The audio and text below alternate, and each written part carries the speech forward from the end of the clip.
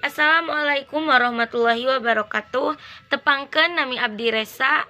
Di dieu sim Abdi bade ngajelaskeun tentang unsur-unsur membangun teks novel. Unsur-unsur membangun teks novel kabagi jadi 8 bagian. Nu kahiji nyaeta tema.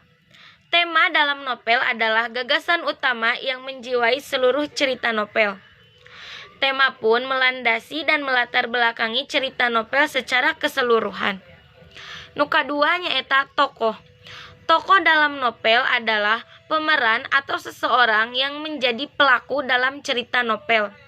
Secara umum, tokoh dalam novel dibagi menjadi 4 bagian. Nu kahiji nyaeta tokoh protagonis, nu kadua tokoh antagonis, nu katilu tokoh tritagonis, nu kaopat tokoh figuran. Nu katilu nyaeta penokohan.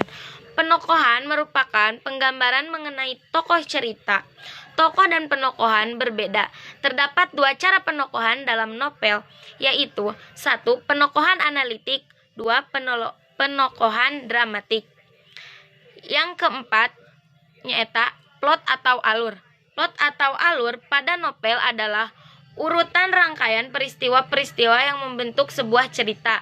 Nu kalima nyaeta latar atau setting.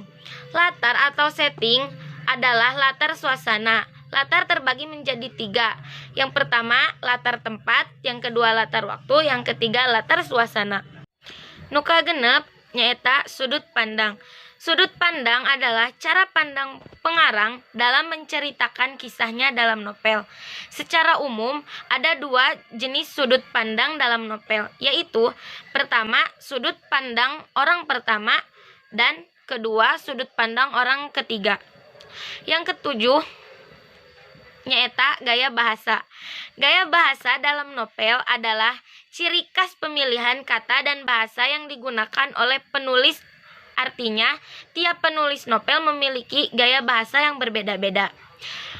Nu katerakhir nyaeta kadalapan amanat atau pesan.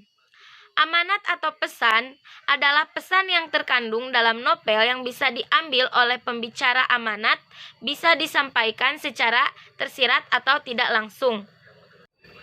Cekap sakitu bae anu tiasa kusim abdi didugikeun. Hapunten bilih aya kalepatan.